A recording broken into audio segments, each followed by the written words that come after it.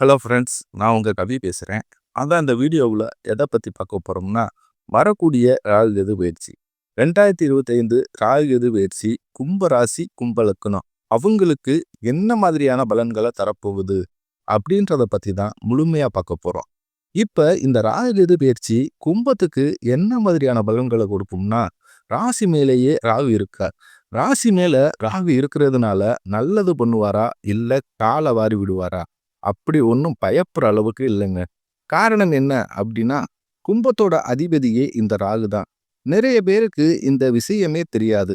ரொம்ப வருஷம் சோசிய பார்க்குறவங்க இந்த விஷயத்தை எல்லாம் மறந்துருப்பாங்க. அதாவது என்னன்னா, மகரம் கும்பம் இந்த ரெண்டுமே சனியோட வீடு. இது எல்லோருக்கும் தெரிஞ்சிருக்கும். ஜாதகம் பார்க்குறவங்களுக்கும் சரி, சொல்றவங்களுக்கும் சரி, எல்லோருக்குமே தெரிஞ்சிருக்கும். ஆனா இதுல வித்தியாசம் என்னன்னா, மகரத்துக்கும் கும்பத்துக்கும் வித்தியாசம் இருக்கு. மகரத்தை பொறுத்த வரைக்கும் முழுக்க அதிபதி யாருன்னா இந்த சனி பகவான் தான். 100% கல்சோனர் இவர் தான். ஆனா கும்பத்தை பொறுத்த வரைக்கும் அப்படி கிடையாது. 50% சனி பகவானும் மீத 50% ராகு பகவானும். இதுதான் கும்பத்துக்கும் மகரத்துக்கும் உள்ள வித்தியாசம். கும்பத்தோட அதிபதி 50% தான் சனி, பேலன்ஸ் மீதம் 50% ராகு. இதுதான் வித்தியாசம். அதனால எந்த ராசியையும் ராகு கெடுத்தாலும் கும்ப ராசியை மட்டும் ராகு என்னைக்குமே கெடுக்க மாட்டார். அதை தீர்க்கமா நீங்க எழுதி வச்சுக்கோங்க. இதுதான் ஜோதிட ரகசியம்.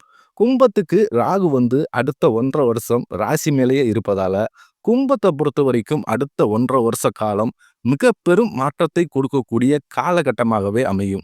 இது என்ன மாதிரியான மாற்றத்தை கொண்டு வரும் அப்படின்னா, ராகு உங்க ஜாதகத்துல யாரு?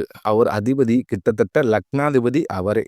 உங்க ராசியில வர்றதுனால நீங்க எடுக்கக்கூடிய எந்த முயற்சியா இருந்தாலும் சரி, ராகுவோட முழு சப்போர்ட் உங்களுக்கு கிடைக்கும்.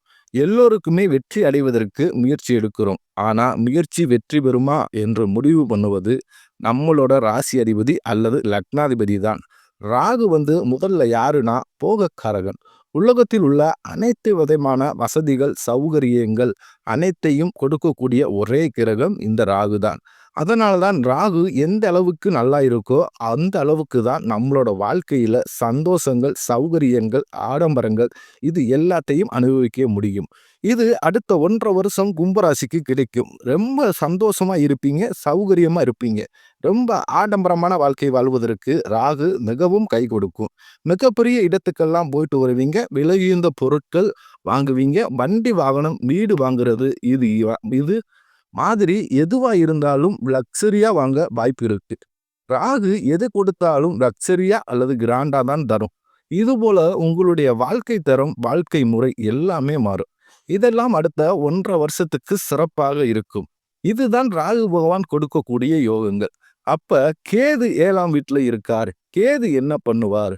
கேது 7ஆம் வீட்டுல இருக்கிறது பாத்தீங்கன்னா, இந்த ராகுக்கும் கேதுக்கும் என்ன வித்தியாசம்னா, ராகு எதெல்லாம் கொடுக்கிறாரோ கேது ஆப்போசிட்ல இருந்து அதெல்லாம் இழுக்க பார்ப்பார்.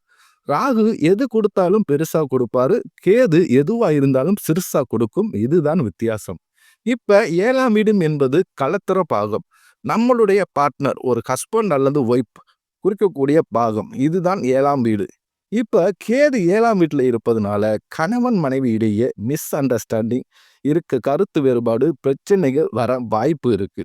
என்ன கேது 7ஆம் வீட்டுல இருக்கும்போது களத்திர பாகத்தோட தன்மையை கெடுக்க பார்க்கும்.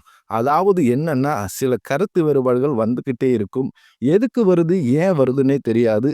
சின்ன சின்ன விஷயத்துக்கெல்லாம் சண்டை, ஏதாவது பிரச்சனை அதெல்லாம் வந்துகிட்டே தான் இருக்கும். கேது திருமண வாழ்க்கையை பொறுத்த வரைக்கும் கொஞ்சம் குடைச்சலை கொடுக்கத்தான் செய்யும். அடுத்த 1.5 வருஷத்துக்கு. அதனால கும்பராசி கொஞ்சம் கவனமா இந்த திருமண வாழ்க்கையை பொறுத்த வரைக்கும் கொஞ்சம் அட்ஜஸ்ட் பண்ணி போயிடுங்க.